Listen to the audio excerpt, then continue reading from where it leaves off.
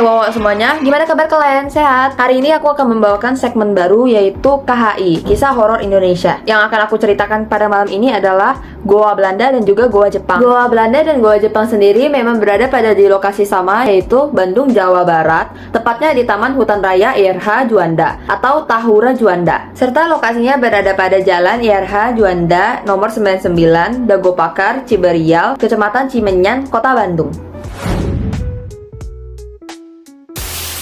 Goa Belanda yang ada di Bandung awalnya dibangun oleh pemerintah kolonial Belanda pada tahun 1912. Tujuan awalnya dibentuk Goa Belanda untuk mendukung operasional PLTA atau pembangkit listrik tenaga air di Bangkok. Seiring waktu, Goa Belanda ini sebagai tempat fasilitas militer, menjadi sebagai tempat amunisi, serta menjadi tempat komunikasi kolonial Belanda waktu itu. Lokasi Goa Belanda yang dekat dengan perbukitan Pakar serta terlindungi, dan juga dekat dengan lokasi kota Bandung, jadi tempat yang strategis untuk militer. Goa Belanda sendiri sudah menjadi saksi bisu dari berbagai peristiwa, termasuk kontak senjata antara Belanda dan juga Jepang. Goa Belanda sendiri tidak hanya menyimpan sejarah tentang penjajahan Belanda, tetapi sudah menjadi warisan budaya Indonesia, tepatnya di Bandung, yang dapat kita pelajari dan dapat kita cari. Itu seputar latar belakang Goa Belanda ya Wak. Jadi kali ini kita akan masuk seputar latar belakang Goa Jepang. Jadi, Goa Jepang sendiri sudah tersebar di berbagai penjuru Indonesia.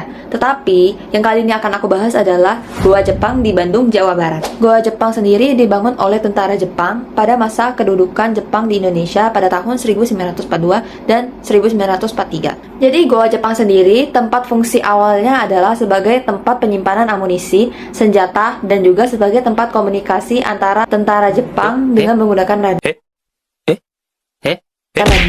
Selain sebagai tempat militer, Goa Jepang sendiri bisa menjadi tempat persembunyian orang pribumi ataupun orang lokal untuk menghindari kekejamannya tentara Jepang.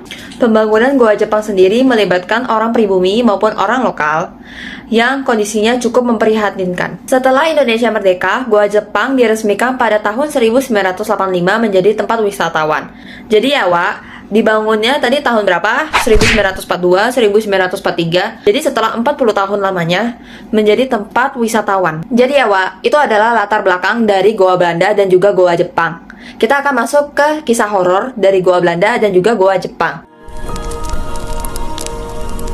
Goa Belanda sendiri sudah sangat terkenal akan tempat penyiksaan dan juga pembantaian. Tapi, cerita yang paling terkenal adalah kolonial Belanda membawa orang pribumi untuk diperlakukan kejam di sana. Masyarakat percaya bahwa arwah-arwah korban yang terkena pembantaian maupun penyiksaan masih bergentayangan di dalam lorong goa tersebut. Dan juga masyarakat ada beberapa yang percaya bahwa arwah Prabu Siliwangi terkait dengan goa itu. Mitos atau cerita yang sering terdengar, bahkan dirasain oleh pengunjung adalah terdengar suara-suara yang aneh, seperti ada suara rintihan maupun suara tangisan. Dan konon, beberapa pengunjung merasa diawasi saat mereka menelusuri lorong-lorong dalam goa tersebut. Seperti ada yang mengikuti mereka, dan ada beberapa kali kejadian beberapa pengunjung melihat penampakan termasuk arwah kolonial Belanda. Di dalam goa Jepang maupun goa Belanda terdapat larangan yang sama. Ini adalah salah satunya, yaitu dilarang mengucapkan kata lada. Konon akan mengundang hal-hal mistis di sana. Oke, Wak, kita akan masuk ke segmen Goa Jepang. Goa Jepang sendiri sudah terkenal akan pembangunan yang melibatkan pribumi yang menjadi kerja paksa atau romusa. Goa Jepang sendiri waktu pembangunan memperlibatkan orang pribumi dengan cara dikerja paksa atau romusa, dan banyak orang pribumi yang meninggal selama pembangunan Goa Jepang.